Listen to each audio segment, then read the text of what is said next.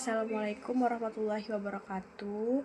Perkenalkan, nama saya Vina Prilianti. Di sini saya akan mempresentasikan tugas saya untuk mata kuliah Mutu Pelayanan Kesehatan.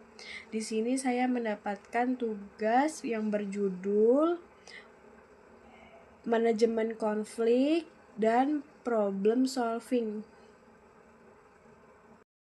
Baik, di sini ada bab 1 pendahuluan, yaitu ada latar belakang masalah.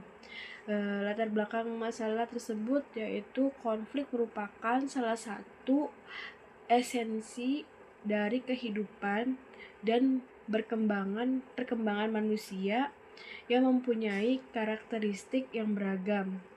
Manusia memiliki perbedaan jenis kelamin, sastra sosial dan ekonomi, serta hukum, bangsa, suku, agama, kepercayaan, aliran politik, serta budaya dan tujuan hidupnya. Dalam sejarah umat manusia, perbedaan inilah yang selalu menimbulkan konflik. Selama masih ada perbedaan tersebut, konflik tidak dapat dihindarkan dan selalu akan terjadi. Lalu selanjutnya ada rumusan masalah nih. Yang pertama itu apa pengertian manajemen konflik. Yang kedua, apa saja 5 strategi manajemen konflik. Yang ketiga, apa strategi penyelesaian konflik. Yang keempat, ada apa pengertian metode problem solving. Yang kelima, ada apa manfaat pembelajaran metode problem solving. Dan yang keenam, apa langkah-langkah metode problem solving. Dan yang terakhir, yang ketujuh, apa saja kelebihan dan kekurangan metode problem solving. Baik, di sini ada tujuan dari pembahasan kita, yaitu tujuan utama manajemen konflik adalah untuk menumbuhkan dan mempertahankan hubungan kolaboratif dengan bawahan, kolega, atasan, dan pemangku kepentingan eksternal. Modalitas tertentu dari praktik manajemen konflik termasuk negosiasi dan pemecahan masalah integratif. Memiliki metodologi untuk mengatasi konflik yang memerlukan keterlibatan manajer dan pihak terkait lainnya yang bantuannya penting untuk mencapai tujuan organisasi menurut Rusdiana 2015. Dan kita lanjutkan, apa sih manfaat untuk pembahasan kita kali ini? Manfaatnya yaitu manajemen konflik berguna dalam mencapai tujuan yang diperjuangkan dan menjaga hubungan-hubungan atau pihak-pihak yang terlibat konflik agar tetap baik. Menurut Harjana 1994. Oke, kita akan membahas bab 2, yaitu pembahasan nih. Kita akan membahas pengertian manajemen konflik. Apa sih pengertian manajemen konflik itu? Nah, jadi manajemen adalah pengelola untuk mengatur sebuah organisasi atau sekelompok orang untuk mencapai tujuan organisasi. Sedangkan konflik adalah proses dua orang atau lebih yang melakukan tindakan untuk menyingkirkan orang lain. Jadi, manajemen konflik adalah usaha-usaha yang perlu dilakukan dalam rangka mencegah, menghindari terjadinya konflik, serta mengurangi resiko dan tidak mengganggu kinerja organisasi. Lalu kita lanjut 5 strategi inti manajemen konflik. Yang pertama itu kita melakukan bersaing atau memaksa. Bersaing adalah pendekatan yang tegas dan tidak kooperatif, di mana satu pihak mengejar kepentingannya sendiri dengan mengorbankan pihak lain. Ini adalah strategi menang atau kalah yang umum diasosiasikan dengan kepemimpinan yang kuat, di mana para pemimpin bersikap tegas dan mengambil keputusan dengan cepat. Lalu yang kedua ada berkolaborasi atau pemecahan masalah. Berkolaborasi bersifat kooperatif dan tegas karena bertujuan untuk mencapai atau untuk menang yang sesungguhnya. Strategi ini melibatkan pengalihan masalah secara mendalam untuk menemukan solusi yang memuaskan semua pihak yang terlibat. Lalu ada yang ketiga itu kompromi. Berkompromi berarti menemukan jalan tengah. Berkompromi bersifat cukup tegas dan kooperatif. Artinya, masing-masing pihak mengorbankan, jadi masing-masing pihak itu mengorbankan sesuatu untuk mencapai kesepakatannya. Dan keempat, menghindar berarti tidak tegas dan tidak kooperatif. Pada dasarnya, menghindari konflik alih-alih menghadapinya. Ini bisa berarti menunda percakapan yang sulit, menjauh dari pertengkaran, mengganti topik pembicaraan untuk mengalihkan ketegangan, atau memilih untuk tidak mengangkat masalah sama sekali. Nah, ini yang terakhir ada akomodatif. Mengakomodatif berarti tidak tegas tetapi kooperatif, berfokus pada pemenuhan kebutuhan orang lain di atas kebutuhan Anda sendiri. Ini bisa merupakan membiarkan rekan kerja pemimpin proyek yang Anda berdua inginkan karena lebih penting bagi mereka, atau menyetujui keputusan manajer meskipun Anda akan melakukan hal yang berbeda. Lalu di sini ada strategi penyelesaian konflik. Yang pertama itu penghindaran atau avoid. Strategi ini cocok kalau konflik nggak terlalu signifikan atau kamu butuh waktu buat mendinginkan suasana dulu. Lalu yang kedua ada akomodasi atau accommodation.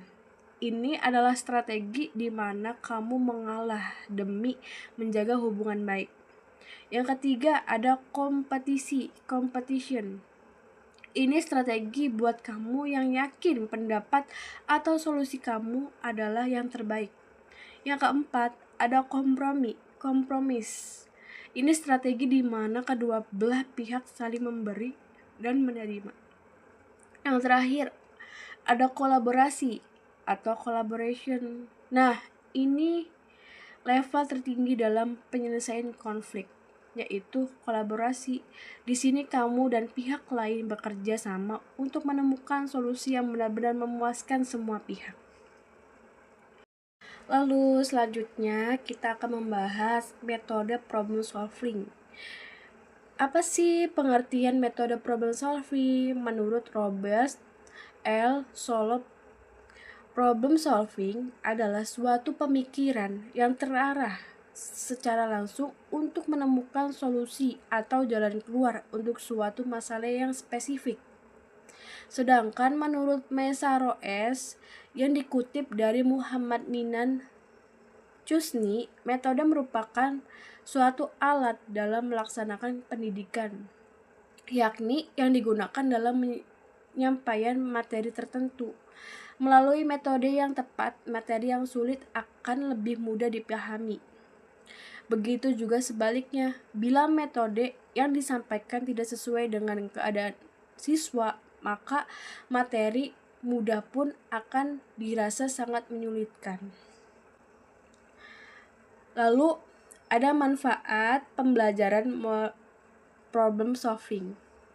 Manfaatnya, permasalahan yang bermanfaat adalah permasalahan yang memberi peserta didik kesempatan untuk memperluas pengetahuan mereka dan merangsang mereka terus-menerus memiliki kemampuan dalam memecahkan masalah. Ciri-ciri pemecahan masalah yang baik bagi peserta didik adalah sebagai berikut nih. Yang pertama ada tantangan, dan yang kedua pemberdayaan, yang ketiga keterlibatan, yang keempat pertanyaan terbuka, yang kelima itu ada keterhubungan. Nah, ada langkah-langkah metode problem solving nih. Menurut Hamiyah dan Jauhar 2014 nomor 129 sebagai berikut. Yang pertama itu menyiapkan isu atau masalah yang jelas untuk dipecahkan. Yang kedua, menyajikan masalah. Yang ketiga, mengumpulkan data atau keterangan yang dapat digunakan untuk memecahkan masalah tersebut. Yang keempat, merumuskan hipotesis. Yang kelima, menguji hipotesis. Dan yang keenam, yang terakhir itu menyimpulkan dari masalah 1 sampai ke 5 semuanya. Nah, ada kelebihan dan kekurangan metode problem solving. Kita bahas kelebihan metode problem solving. Yang pertama, membuat pendidikan di sekolah menjadi relevan dengan kehidupan, khususnya dengan dunia kerja. Yang kedua, dapat berpikir dan bertindak kreatif. Dan yang ketiga, dapat mengembangkan rasa tanggung jawab. Yang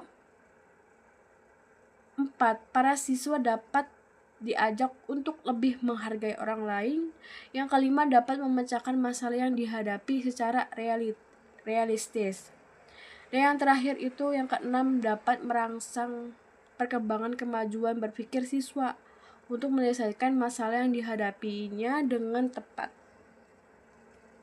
Dan kekurangan metode problem solving yaitu yang pertama, memerlukan alokasi waktu yang lebih panjang dibandingkan dengan problem pembelajaran lainnya.